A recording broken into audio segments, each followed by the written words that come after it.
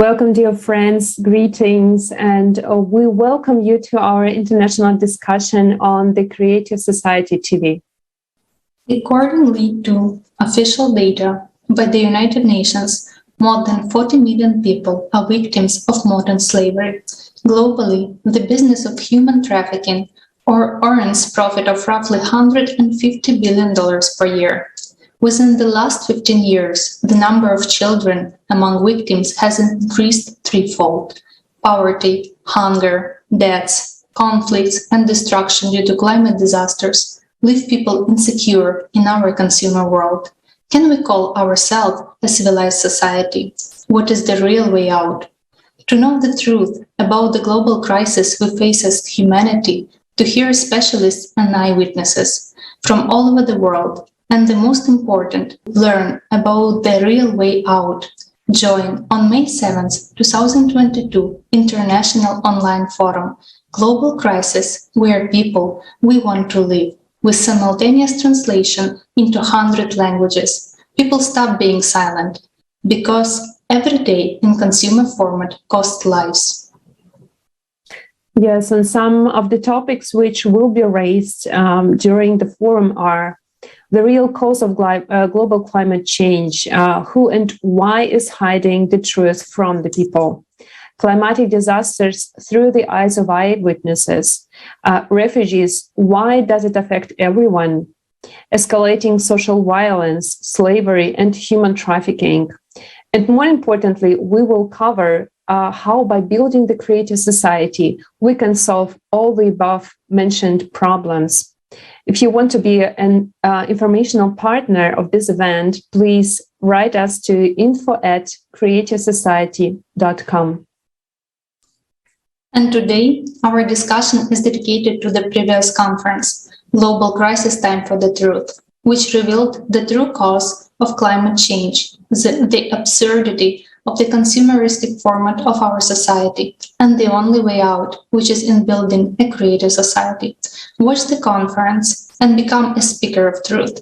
Share this information with people you know, in your social networks, record your video, or write an article. It's time when we no longer can be silent. And today, we're glad to welcome our guests who already speak openly and work with the problems of modern slavery, violence, and violation of human rights. I would like to introduce our speakers. Nodira Karimova from Uzbekistan, Chairman of the Board of the NGO National Social Information Center, Istiqbolli Avlod. Greetings, Nodira. Здравствуйте. Всех приветствую. Я являюсь руководителем организации, основным направлением которой является борьба с торговлей людьми. То есть хотела бы сфокусироваться на том, что наша деятельность в течение 20 лет направлена на борьбу, и вы согласитесь, это немало, 20 лет. И хотелось бы обменяться своим опытом, хотелось бы послушать других о том, что делается в ракурсе данного направления. Поэтому очень благодарна за то, что пригласили меня. Спасибо. Thank you so much. The next speaker of today's discussion, Kolawole Olatosimi from Nigeria, National Coordinator of Child and Youth Protection Foundation. Greetings, welcome. Thank you very much for having me on this particular international discussion and to discuss issues that are very, very important to our existence as humans in all parts of the world. And I want to greet also my co-speakers. And I'm looking forward to learning some new things and also adding my voice to the changes that we need to make in the world to have a better and peaceful world. Thank you very much. Thank you so much for being with us today, Kolawole, and thank you for your contribution, which you do. I would like to introduce our next speaker, Guadalupe Judith Rodríguez from Mexico, physical anthropologist, a Ph.D. candidate at the National School of Anthropology and History. Greetings. Hola, ¿qué tal? Buen día a todas y a todos, a todes. Es un gusto estar aquí, de poder dialogar, de poder conversar sobre problemáticas que nos afectan y que están lacerando a mucha población. En México, la desaparición de personas, por supuesto que tiene que ver con el tema de la esclavitud y principalmente hacia las mujeres. Yo me dedico a dar acompañamiento a las familias que están viviendo esta situación. Hay vidas fracturadas, familias fracturadas. Entonces me parece muy importante el que podamos encontrarnos en estos espacios internacionales y poder compartir las experiencias y, ¿por qué no?, empezar desde nosotros a buscar soluciones. Me parece que sería es el objetivo. Muchas gracias a todas, a todos, a todes.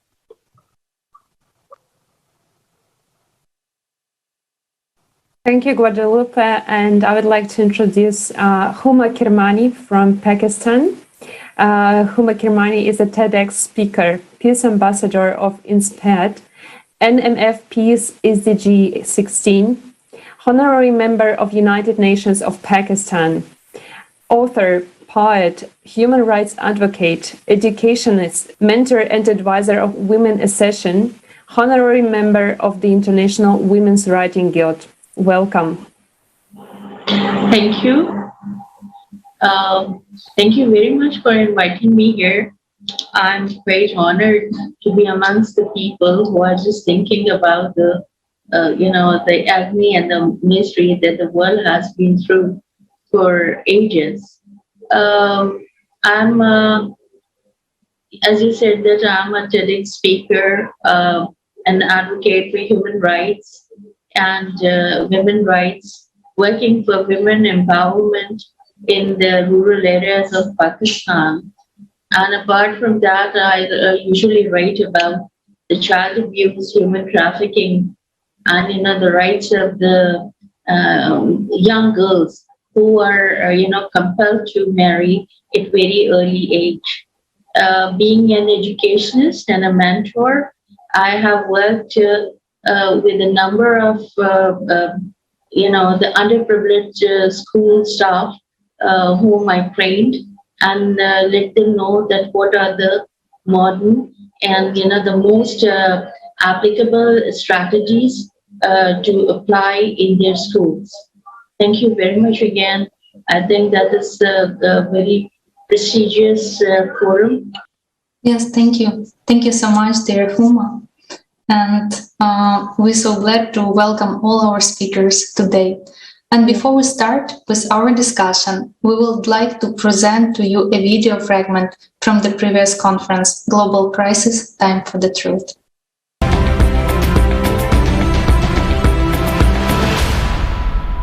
In this video, we had to change some words and expressions using milder terms. But we hope that the severity of the problems looming over our society will still be evident.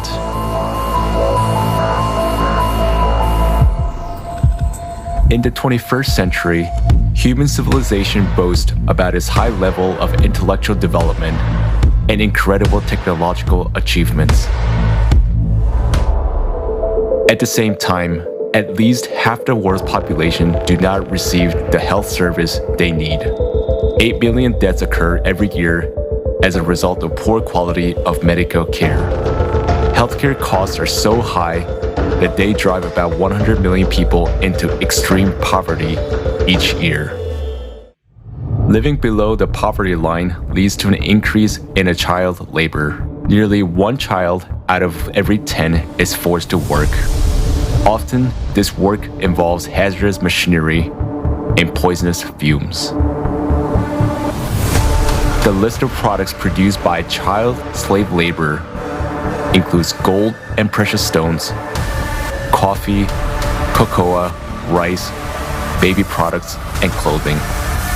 According to UN statistics alone, more than 40 million people are victims of modern slavery. Forced labor, child labor, forced marriage, debt bondage, human trafficking for illegal exploitation, and recruitment of children for armed conflict. In the consumeristic format of society, people have already surpassed wild animals in terms of cruelty. More and more often, children are used as live bombs. In Nigeria, criminals put an explosive on a girl with a baby in her arms.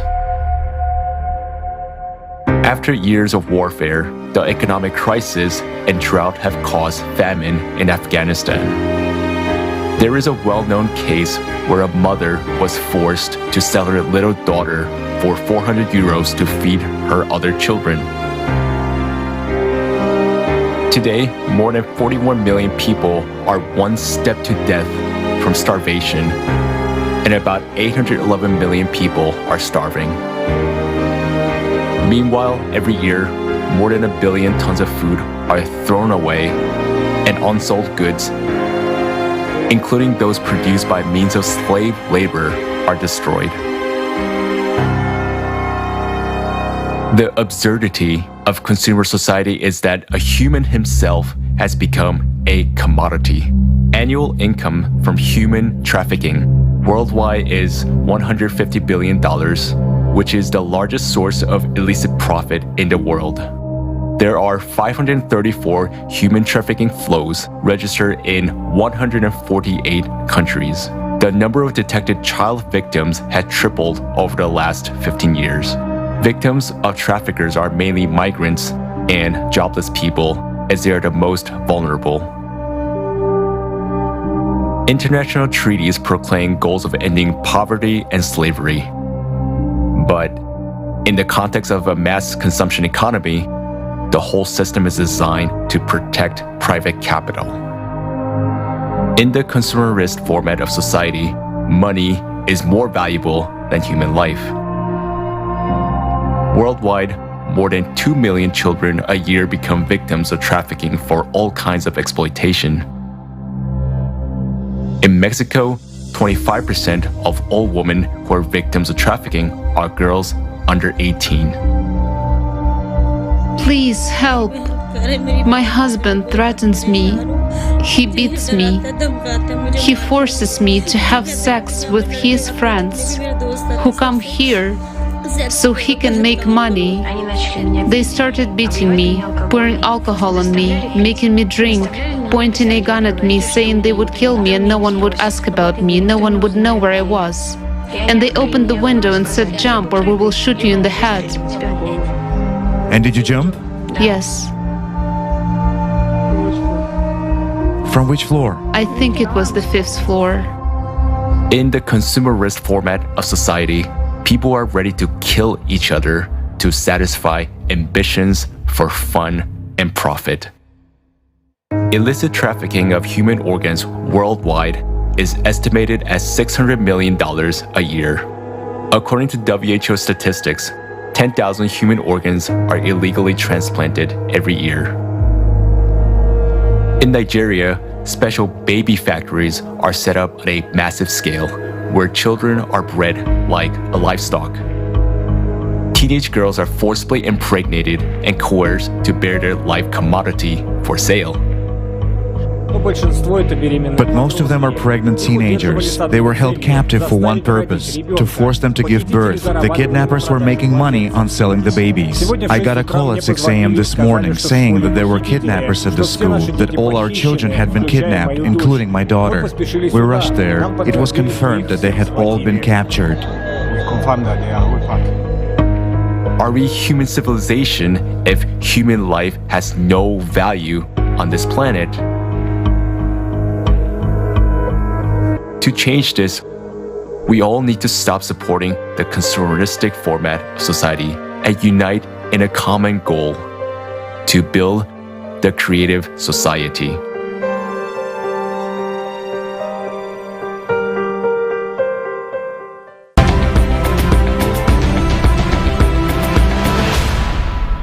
There is indeed an enormous amount of legislations being passed to eradicate slavery. So many conferences are being held on this subject. Billions of dollars are being spent to combat it. So many organizations are fighting it all over the world, both at official and unofficial levels. But it is not going away. Nothing is changes. And even when we look at the official statistics, the number of people who suffer from violence is growing year by year. And today, even more people are forced to leave their homes, their property, and become socially vulnerable due to the climate change. Yes, dear guests, you all are experts in protecting people's rights, advocating for the voices of victims of violence. And you know more than anyone that the reality is much worse even than the official statistics and reports. We would like to ask you a question. Why do you think the situation is happening? Why can't we still solve this problem? And I would like to give the floor to Nodira Karimova, please. Как бы было хорошо подмечено, что много законодательных актов. Indeed, as you've noted quite correctly, there are various legislations and documents assigned. As for human trafficking, we are kind of given of four foundations or basics. If those basics are implemented, we can defeat human trafficking, sort of. It doesn't seem to be very difficult. The four foundations, we call it the preventive measures for peace: prevention, assistance to victims, prosecution of criminals, and partnership. These are the four basics, and by doing all of these, we say that we will defeat human trafficking. But in real fact, it's very difficult. These processes for peace have been shown for a very long time. The countries should come together. In other words, in some countries, as they say, we should pay more attention to prevention. And if we prevent these phenomena, we will, and if every person is aware of this, it will not happen. Others say, no, we need legislation and laws, and we need to punish criminals. The third one say that we need to help those who are hurt, who are vulnerable. But in fact, we should all this should go together in parallel at the same time, in the same proportions, in the same amounts, and so that there can be more prevention and less victim assistance. It should be simultaneous. But now I believe the following is also very important. We divide countries into three categories. These are countries of origin, receiving countries, hosting countries, and transit countries. And when these three types of countries agree that they will fight together, they will apply unified approaches and international standards. Now, most often we can hear that countries of destination accuse countries of origin of having the campaign. There should be more campaigns. Why your people are unemployed, why they go into other countries. Please create jobs, and that will end the problem. The countries of origin accuse the countries of destination for permissiveness in their countries, that their employers can exploit people, and governments does not respond. The transit countries, for their part, also say, blame others that such a crime, that such crimes are passing through their nations. I think it's time to unite and find all the four basics as criteria, as we call them, these four P's. Thank you.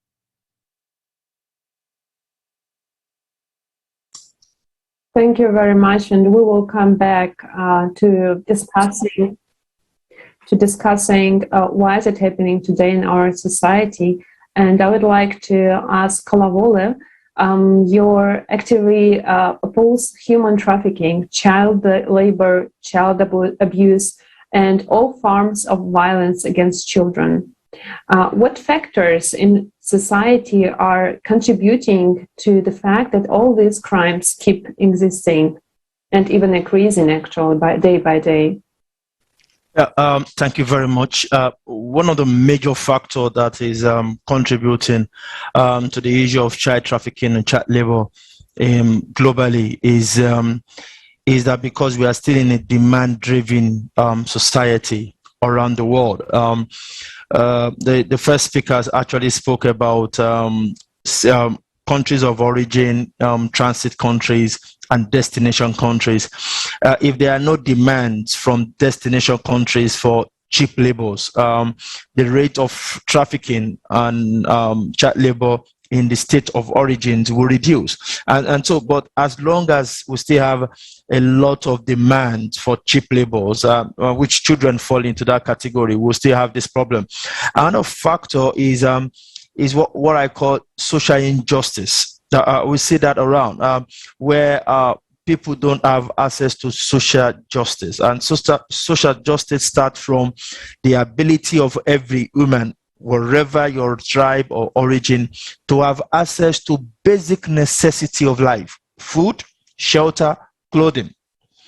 And now when you don't have these in most parts of the world, we will still have an increase in the issue of trafficking and child labor.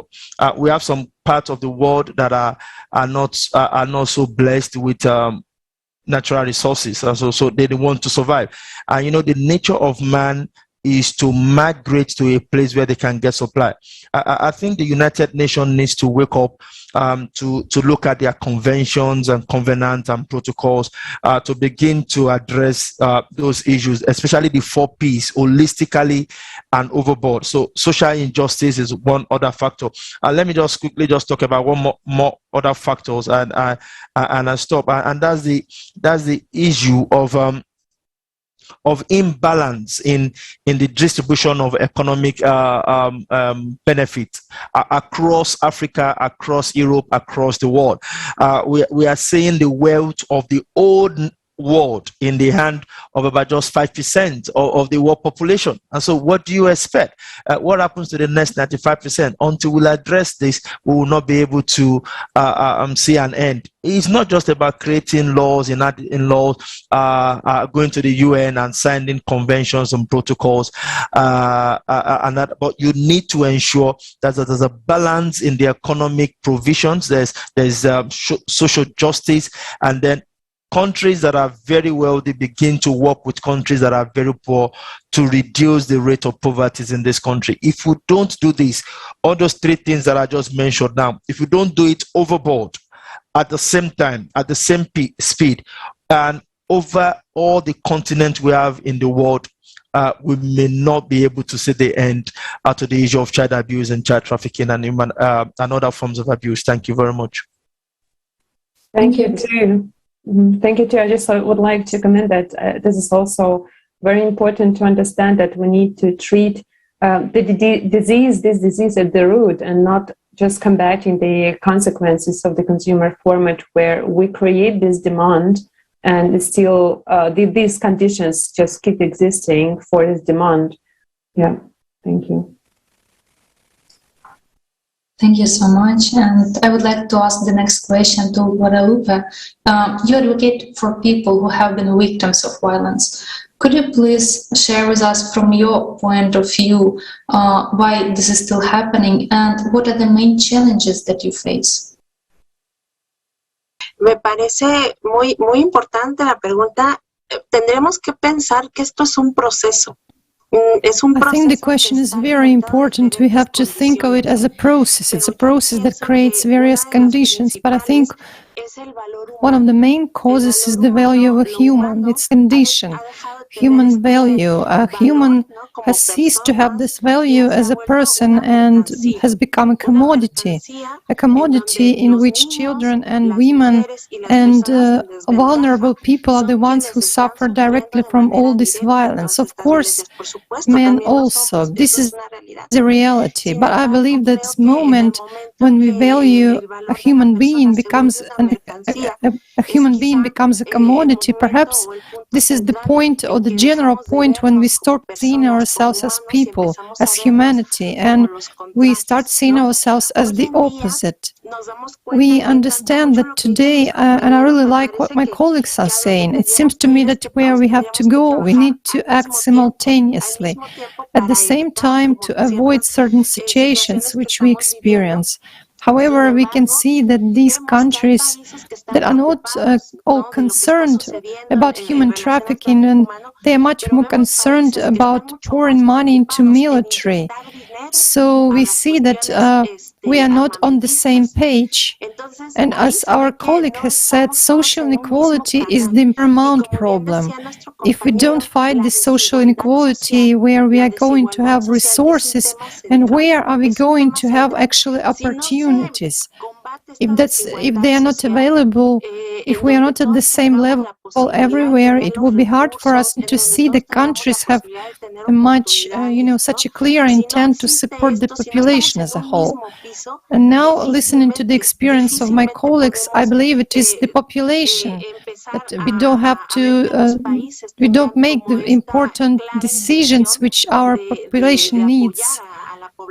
But we can make decisions to accompany, to listen, to provide what is needed from our experience. I think it's because the human being, the value of a human being has been discarded as a commodity. I think it's up to us to start working together, working in synergy, to be able to start reducing all these problems.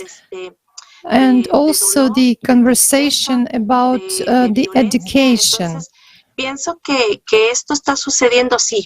This conversation about education, about peace, about these cultures of peace, that we need to be able to create a common ground. And this way we will be able to move forward with this synergy. I think these issues of education and peace are very important, and this is what we need to actually move forward. Thank you very much, Guadalupe. And I would like also to ask Huma, for some people, the sale and exploitation of people, violence is just the business. And while others are forced to sell their children in order to feed the rest of the family, due to the harsh conditions they live in. And this is despite the fact that we have technologies that enable us to feed all the people on the planet. Will we people still continue to close our eyes to that, what is happening? And after all, we must sit inactively and watch what is happening. So what will be your message to people? What you would like to everyone know about this problem? Thank you very much. The first part of the question that you have asked, that for some people, violence is the business. And for some people, violence is the compulsion that they are subjected to. Whenever we talk about the violence and, the human trafficking or just violation of the human rights, the strongest character of William Shakespeare play, the Merchant of Venice, the character was Shylock, comes to my mind. Though I think it's been 100 of years that when William Shakespeare had written the play and he had, just wrote about Shylock, that he gave the money to the people. And afterwards, when the people were unable to return the money, he asked them to give the flesh of their body. So it was a symbolic, symbolic dramatization in Shakespeare play to give the flesh of the body. But if you see it on the basis of the reality that the world has been going through, it's almost like that you just take away the soul of a person and you say that I haven't done anything to that person. Unfortunately, regretfully, money speaks since the time when this world was being created. So you see, the power is always in the hands of the people who are influential, and how they are influential, not by their good deeds, not by their education, not by their divine nature. It's something that the money has created an unbalanced ratio in the society. easy way to earn money is exactly that the people, they just require the short path to be the rich and the richest. And this, in this rat race, people have forgotten that, that when you are just jumping over the bodies, jumping over, just molesting the emotions of the human beings around who are sufferers, who are not able to, uh, you know, uh, to battle the violence that is being stretched to them because of their, because they are not influential, they are not resourceful. They easily become the target, or they easily become the victim of such people who are running this business. Just because that they are rich, they can buy, the existence of the ones who are just living below the poverty level, those who are not able to raise their voice. But uh, you see, it's not about human trafficking. It's not only about the slavery. It's about that you just uh, take away the life, the spirit, the soul of the people who are really don't deserve to be treated like this. So I think that the things are going on, and the people, the judiciary, the law and justice, that they know that such violent threats to humanity is being going around us. But unfortunately, the ones who are doing it, they are more powerful than law and justice, what I feel. That's why these things are going on and on in the society. I think that we need to change the mindset. It's not like this that whenever the people that talk about the violence, about the money, about the ruffling of the notes. As I've said earlier, the character which comes to my mind is Shylock from the Merchant of Venice of Shakespeare play, isn't it? So he was so wicked, and on the other hand, he was so smart. He knew that once he will grab the people who are in need of help, so that he can easily compel them to his slavery. But unfortunately, the things are not being stopped, and it's been going on and on.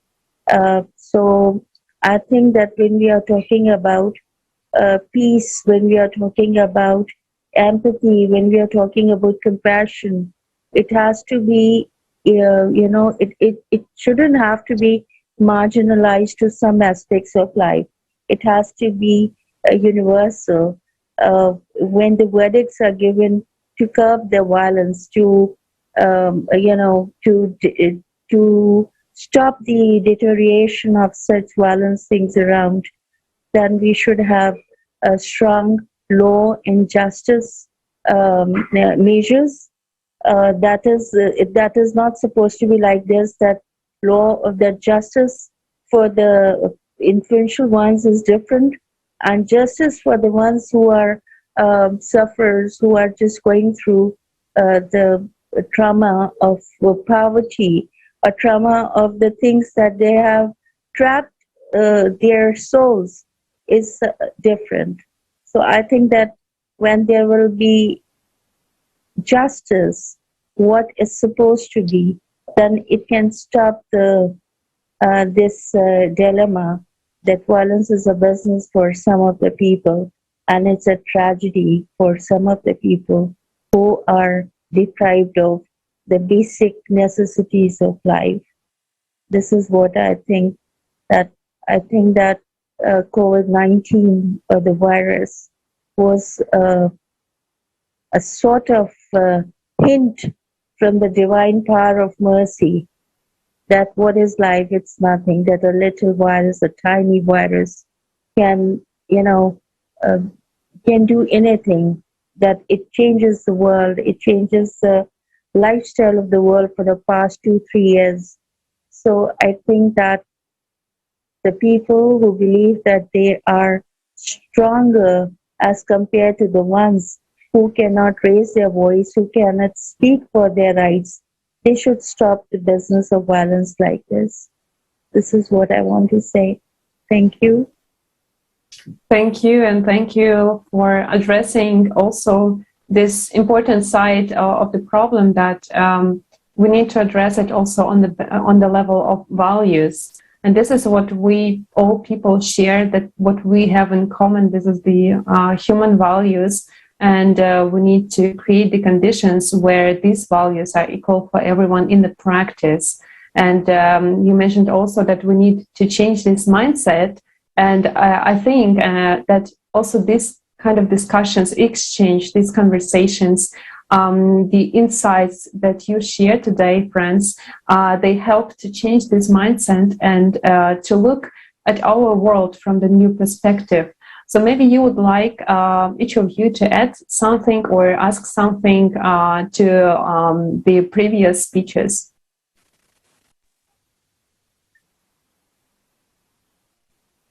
Yeah, I just want to add to Huma, the last speaker. She talks about, for some people, violence is a business. And when you hear statement like that, I quickly jot down my jotter. And what I wrote here is that it's not just people that sells ammunitions, that sells weapons of war, that see violence as a business, but it goes down to our little homes, people that are engaged in domestic violence, men that beat their wives, men that beat women in the society, and they find pleasure in that. For them, it's business. And so in addressing these powerful people in court, then we need to address the issue of taking violence away from every sphere of business. I used to say something, I said, rape is not a crime of sexual satisfaction, but rape is a crime of dominance and of power. It is not that the man that is raping the woman is trying to get satisfied sexually, but just trying to show the woman that I have power over you, I can do whatever I want to do. And so we need to start talking about it, and that to talk about it, we need to start from the schools. We are seeing a lot of bullying in school. Some young students are seeing bullying as a form of business. They take the food of the other person they are bullying, they take the clothes, and so we need to start from there. And like the last thing you said, we need to start creating a condition that is conducive for proper human values. If I find myself in Russia, I'm behaving the same way I would behave if I find myself in the US of A. If I find myself in Austria or in Bonn, in Germany, I'm behaving the same way, because we are all humans, we are the same. And we must begin to create conditions that encourages us to have a unified human values that respect the other person and that create platform for peace and for women. Thank you. Thank you so much for highlighting this domestic violence as well. Yes, you are perfectly right. And yes, you're talking about the rape. Yeah, rape is a crime, and this is something related to the mindset of dominance. On the other hand, I was very hurt when I heard about this, that there is no a law in the constitution, no, that is the act in the constitution of the subcontinent about the marital rape. I don't know about Europe, America, and the other countries in Africa. Rape really is something that the man has proven to the woman who is the victim, that he is dominant to her. On the other hand as well, we need to discuss the awareness of marital rape, and there should be an act of justice in the law that a husband is also supposed to be punished for this. I have raised my voice against this, but unfortunately, I came to know that this is basically in the society where I am living. The men, have this ideology that this is their right But I think that to take the consent of your wife is a value that is supposed to be executed. The other thing that is, when you're talking about the violence is something that you just, said 3 words to a woman who is your wife and you divorce her, isn't it? And then the society starts pointing out to that girl or to that young woman or to any age of woman that now there is a blob of, that infamy on her that she's being divorced. So this is also, I think, a business, a criminal business of violence that is taking away or just stripping away the rights of a woman. Yes, domestic violence is also a violence, and the bullying around in the schools, in the colleges, outside harassment, workplace harassment is also a violence that is supposed to be curbed. And I am a bit, happy, I would say, that this awareness is being dispersed amongst the women, that they have started sharing about the things that they had been through, that if they have been morally or sexually harassed at the workplace or in the families, if they have been harassed by any dominant person in their family, the women, they have started talking about it. Women have started sharing about it. And before that, if I'll talk about the country where I'm living, if any such violence had been done to any woman or girl, so you see that the family, there was a peer pressure of the family, and they say, do not share it with someone, it's a matter of shame. But they do not understand the mental status of that girl, of that woman who is being raped, or who is being the victim of the marital rape, or who is the victim of the sexual or moral harassment at the workplace or in the family. She was just confined, in the walls of the family peer pressure, that she is not supposed to speak that what she had been through. This is also something, a very, very, bad thing that is supposed to be changed in the society where I'm living. That is, the people, they stop their girls, they stop their daughters not to ask for the divorce, but it's better if they would live in that trauma that they have, they are being through for their lives. One thing that is the violence is not only that is the people, they are the victim of the child labor, child abuse, or the human trafficking. There are different things in the society. That is, in the rural areas of Pakistan, there is an act of honor killing, isn't it? And the girls, they are being subjected to death in the name of honor of the family. This is also the violence. So, as you have said, I really appreciate that you have highlighted that violence is not only the war and terrorism. Violence is something that when you infuriate the emotion of someone who is not as dominant as you are. So this is what I would say. Thank you. Yes, thank you so much. Thank you so much, dear Huma. And it's true that, as you discussed, there are so many ways of violence, but everything is about dominance and power, not about humanity and freedom. And I see our speakers also would like to add something. Nodira, would you like to say something?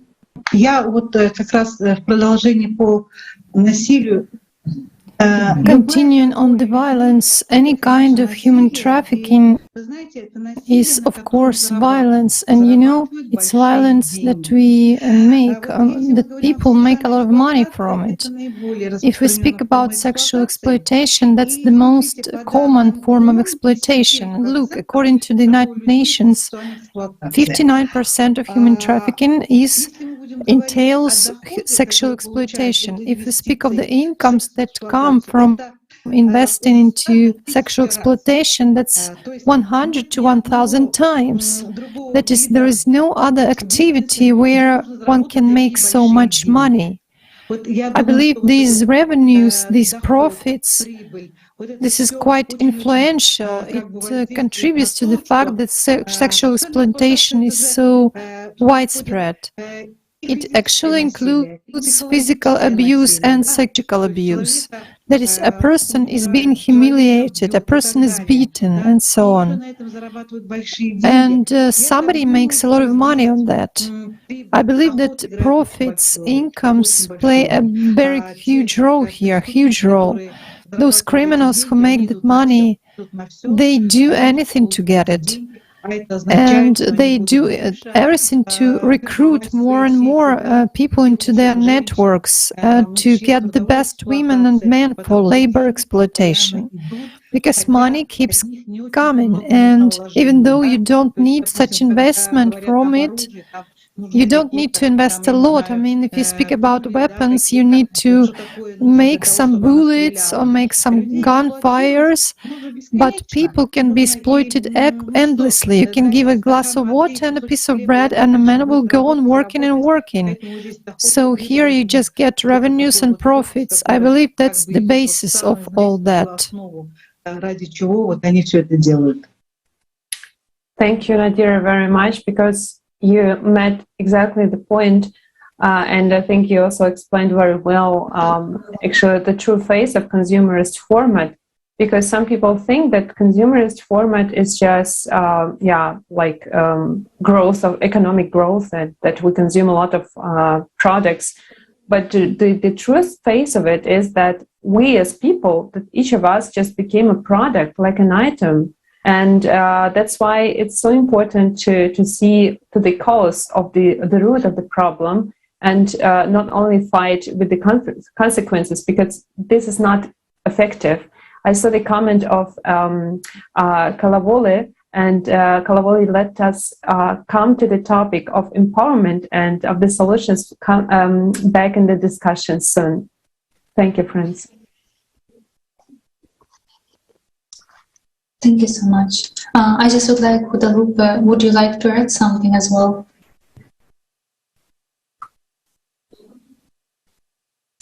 Sí, quiero un poco platicarles la experiencia en México. Yes, I would like to tell a little bit about the experience in Mexico in this field.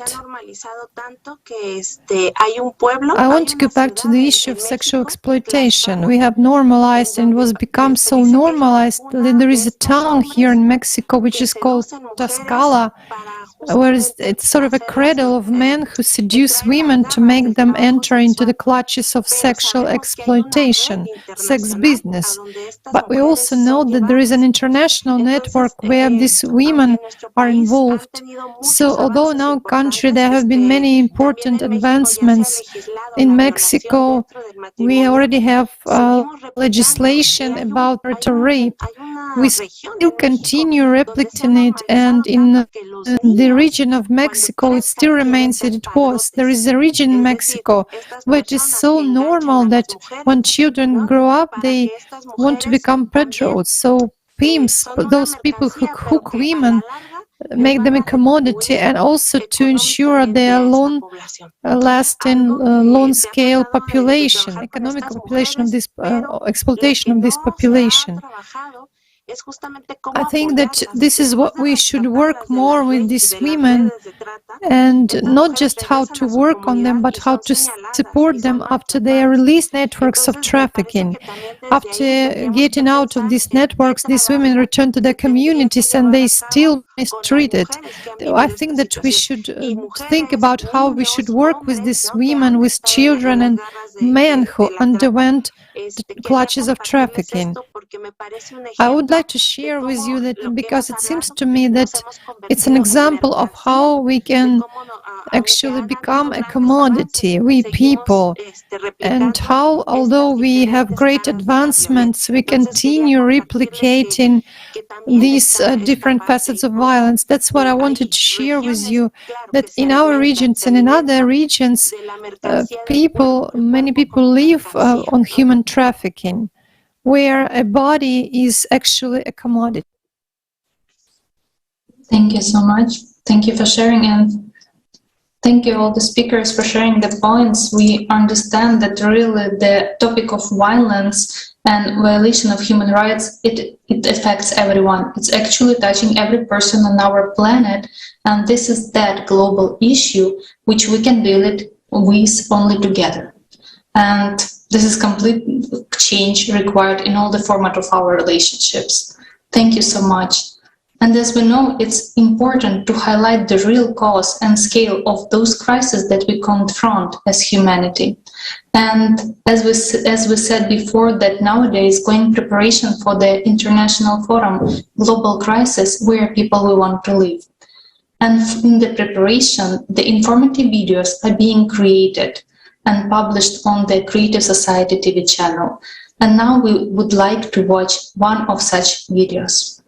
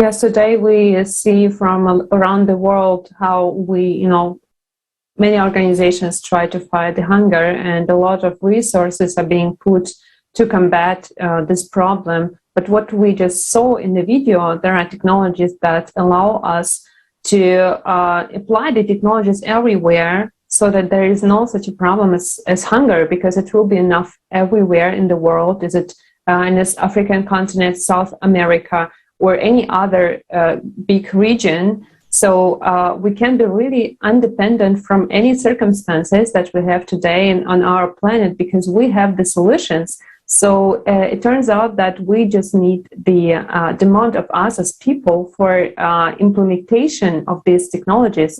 And it needs, of course, the conditions. So why people are forced to migrate up to the point where parents are forced to sell their children in order to feed the rest of the family. So because of the hunger, poverty, and hopelessness. So these issues of poverty and hunger exist due to the consumerist format itself. But today we have a way out. This is the creative society, in which all the resources and technologies of society are aimed at ensuring a safe and human worthy life. Yes, that's true. And as every person should have a goal in life, we as society also need to have one common goal and understanding where we are moving. So far we are all divided in some local issues and some local focuses, and yet we're even struggling with each other. But only by having and understanding our common goal, we can move towards it, and we can be sure that we have a future. And today we know that humanity has voiced how this future looks and its creative society. It took participants of the project 10 years to survey people all over the world and find out what kind of society we want to live with. We can give it any name other, but the main thing is that creative society is the society where every person can be free, feel safe, where everyone lives comfortably and with dignity. We may have different nationalities, we may have different professions, interests, but we all are people and we want to live. And today we have the 8 foundations, that basis and that goal which can unite all of us and ensure good life for every person on our planet. And now I would like to address my question to Kolawole.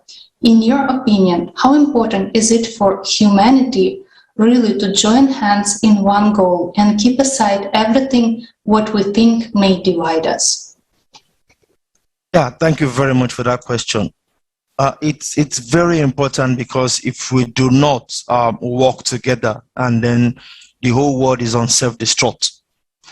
What is happening in any part of the world, give it a month or two, will begin to affect all parts of the world. And so collectively, as a people that live in the world, we must begin to contribute, one, to personal development of everybody in the world. Number two, we must begin to contribute to the welfare of everybody in the world. Number three, we must begin to contribute, any part of the world that we're staying, to the safety of everybody in the world. Because if we do not do that, insecurity in one part of the world will migrate as the people migrate to other parts of the world. Hunger in one part of the world will migrate to all parts of the other parts of the world. And also violence. We've seen now violence migrating from one part of the world to the other. I remember when I was in Austria, I spent some time in Austria, and we found out that there's a particular group of people that came from another part of the country, and they begin to foment trouble in that part of Austria, because they are violent people. Violent have not been stopped in their own country. They came to Austria and begin to spread violence. So we must begin to collectively look at, and I want to stop here by saying, we must, as the world, begin to look at 3 aspects that is very, very critical. The personal well-being of everybody in all parts of the world. And we must look at that with our actions, our responses, and our intervention.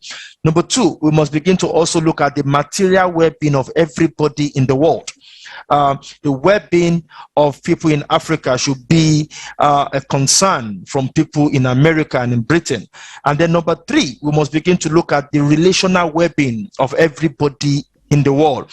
And what do I mean by relational well-being? The way I relate to the other person, the way Nigeria relates with people in Ghana should be interest to the people in America, because if we don't have good relational well-being, it will affect the well-being of the universe as a whole. And so in every of our intervention as a people, we must not just look at our family, our country, but we must look at the next country, and then universally, to know that we have safety, security, drive out poverty. And that is one of the ways in which we'll be able to begin to see a world that is living at peace. And we begin to walk away from all this turbulence and all this problem we have in the world. Thank you.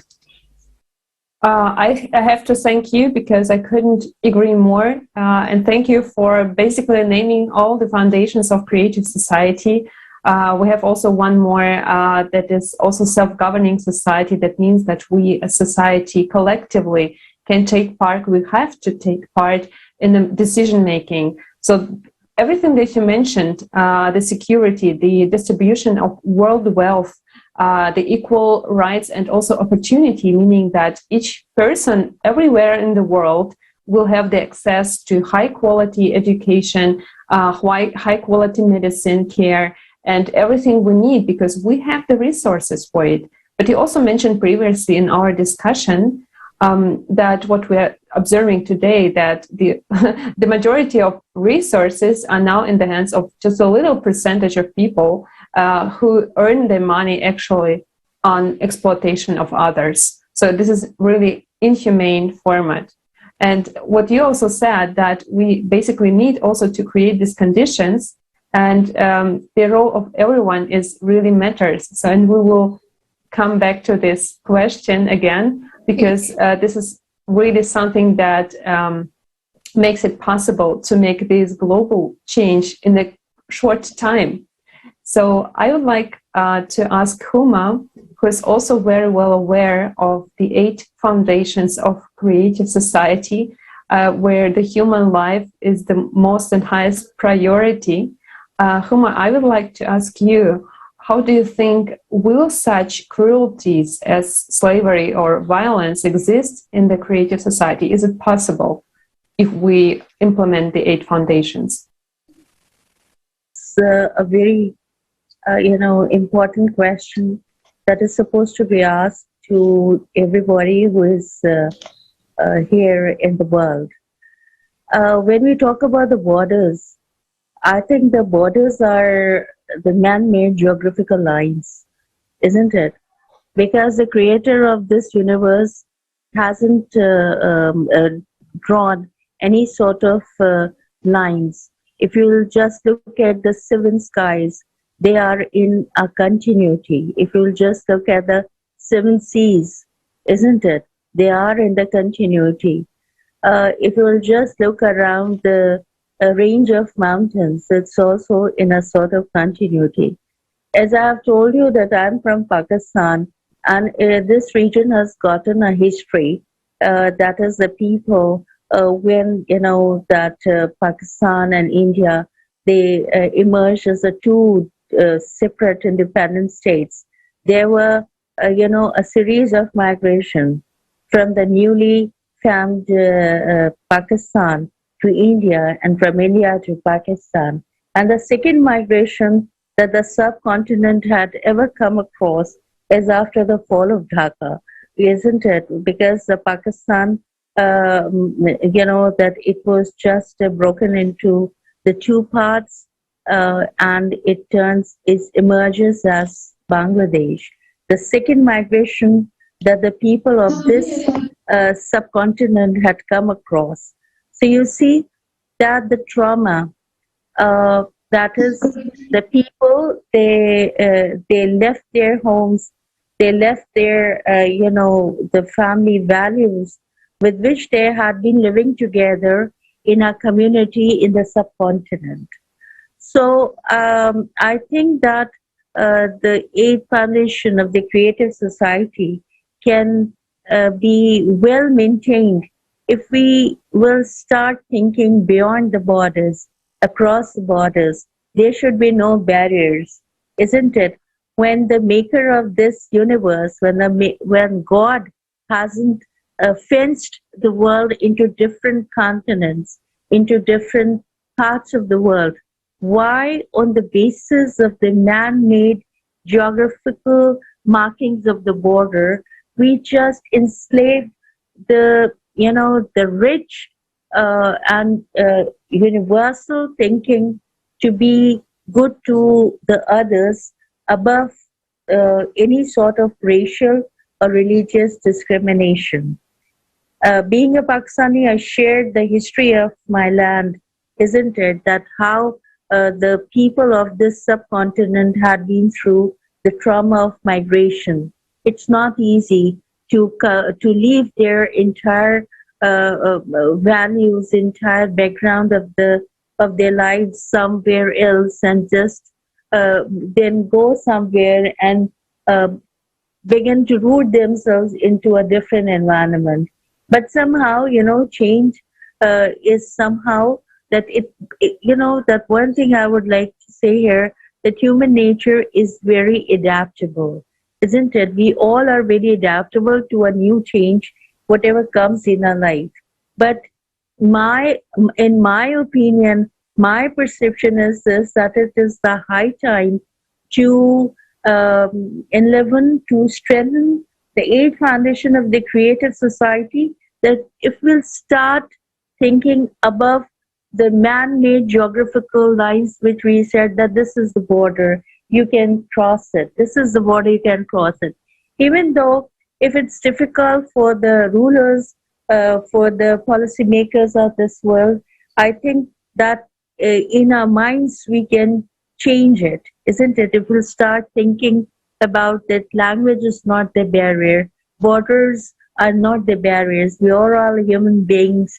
That I would like to say one thing here, though I'm not good in this technological affairs, I told you earlier, but the technology has changed the world into a global village, isn't it? You see that we are from the different parts of the world, but we are today we are together on the basis of this technology, isn't it? So I think that, as I've said earlier as well, that it is the time to change the mindset, even if it's not possible for the rulers, for the the influential people, to change the geography of the world from borders to no borders. But minds can be set up accordingly, isn't it? Because everything comes into being when we have started giving a thinking process to that. So I think that when we start thinking beyond the borders, across the borders, and there will be no barriers for the people, so that will be a great initiation for the 8th foundation of a creative society. Creativity is not something that you start appreciating the good things around you. God has created a beautiful world. Why we are not letting it be as we have been gifted from the divine mercy, from the divine power of God, isn't it? So I think that there's a line, I think, of beauty is a joy forever. So creativity is something that once you start it, it will remain with us as a joy forever. This is what I want to say, that even if it's not possible to, to finish or to end the border lines, but at least from the mindset can be changed, that we'll start thinking universally. We'll start thinking about the people above all racial and religious discrimination. Don't be an extremist. Try to be creative, because creativity can create many, many peaceful domains which can facilitate the life of the people around us. Thank you. Thank you so much, dear Huma. Thank you so much for sharing it. And it's really understanding that we don't have borders, first of all, when we understand that we're, first of all, human. And that human part is us, which unites all people around the world. And we have one goal, we have one wish, to live as a human, with dignity, with respect, in freedom, and supporting each other.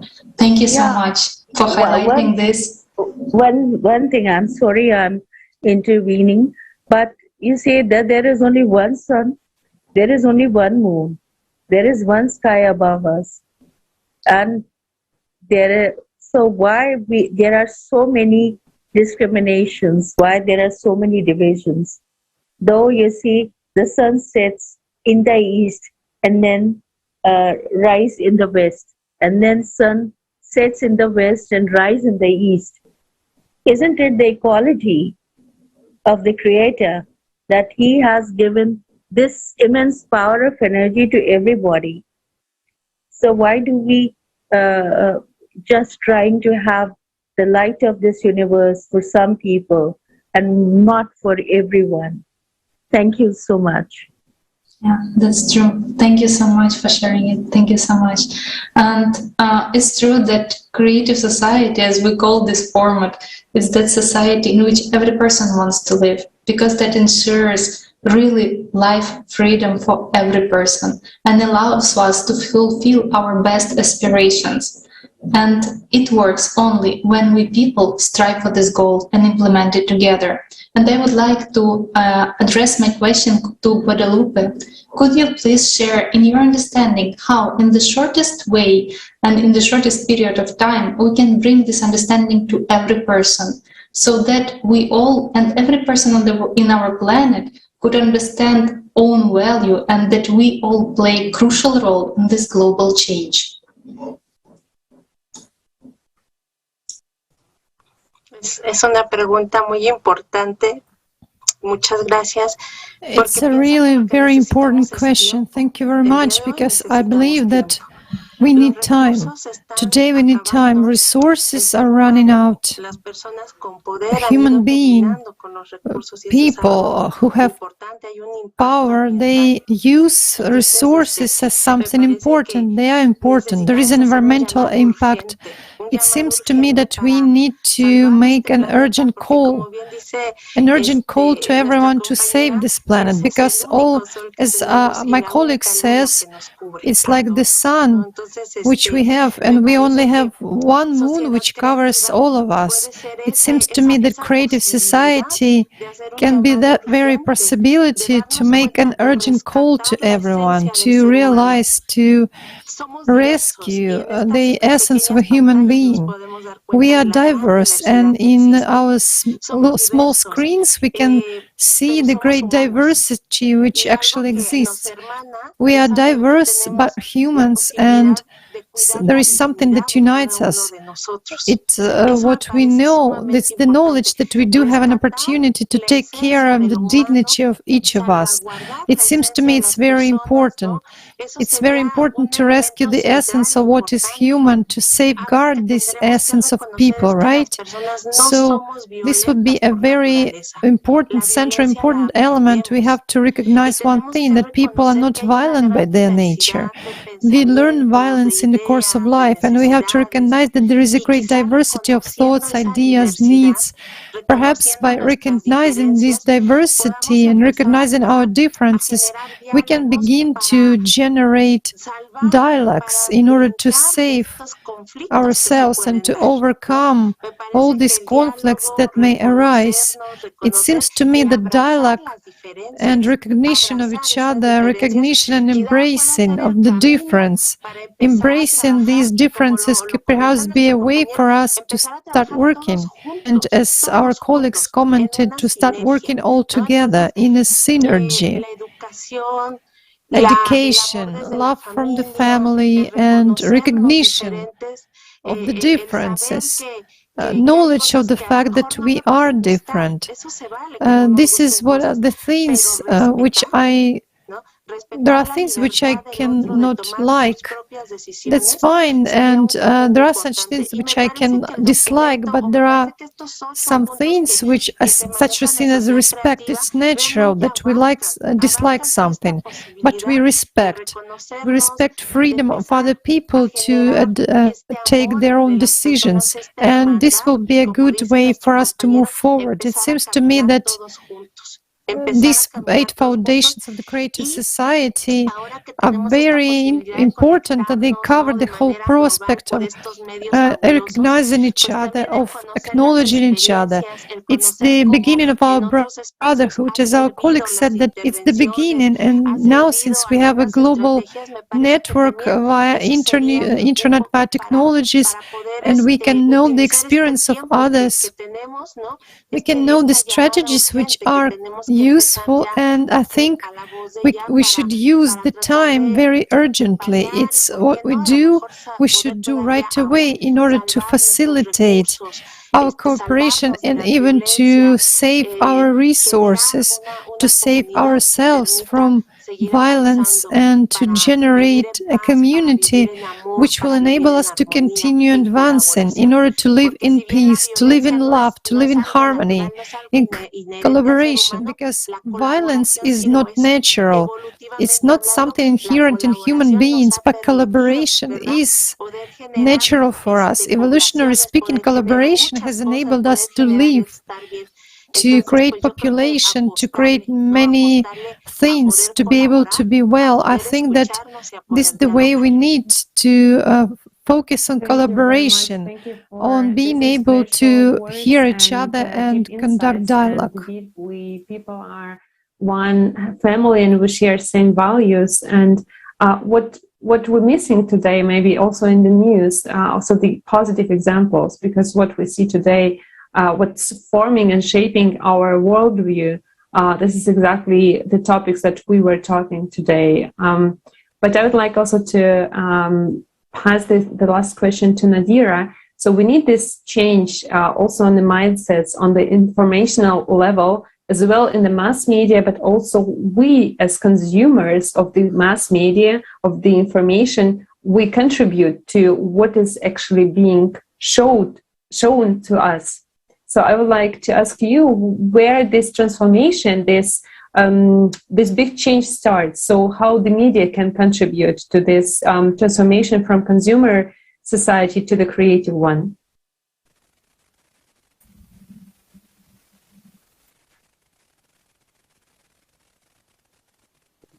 Вы знаете, действительно, really, the role, this role, as we can say in simple terms, the role of information disseminators, this role is very important. It conducts a big impact, and it's a huge impact. I would also like to approach this issue in terms of culture. I mean, we need to educate our generation on the culture of non-violence. I mean, non-violence should be taken for granted. Our children should grow up, and when they become adults, should not even have a thought in their minds that there should be one control of one person or another, depends on one person on another. I think it's very important how we deliver this information. It is extremely important. And we've really seen the experience of various countries.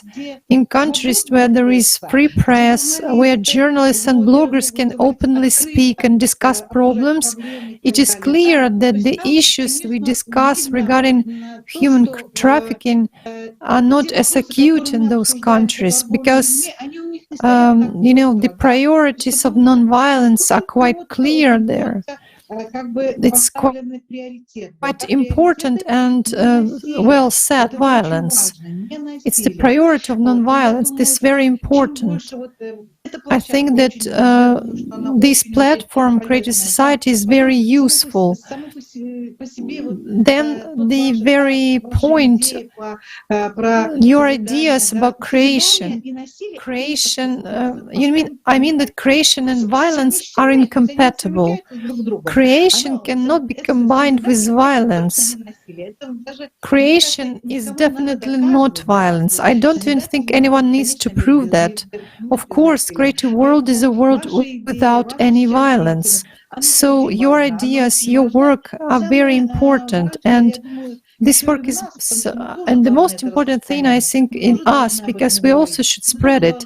We should also reach out to the world. We should preach, so to say, preach this word. That is to say, we need to go it further and further. Yes, I agree, and thank you very much, because you exactly shared that the creative format, it has, a bigger understanding that this creation, that we make something new, and it starts with us.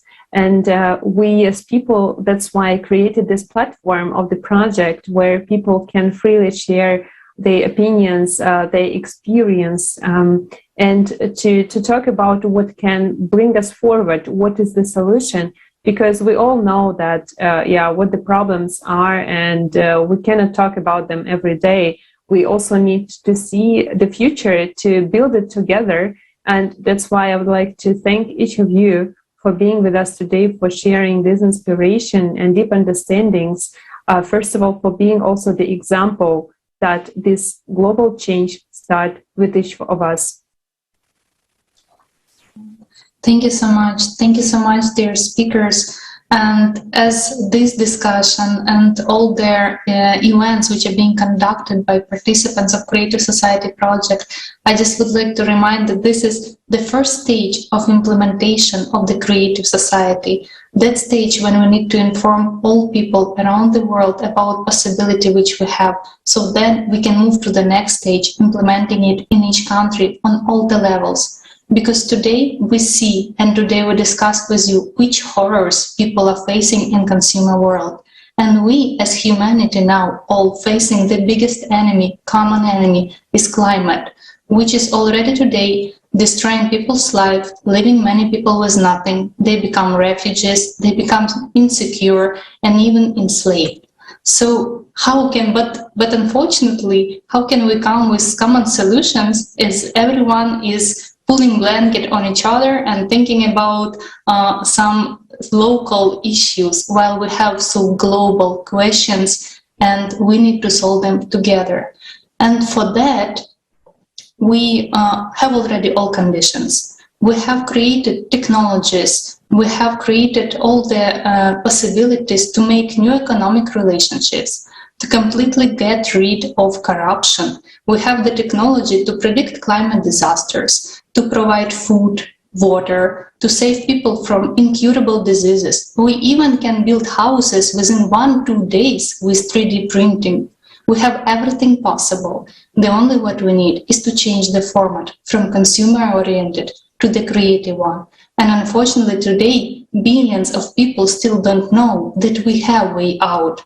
And it's very simple steps. So the first thing which we need is to inform each person on our planet and create this common demand and unite with this common goal.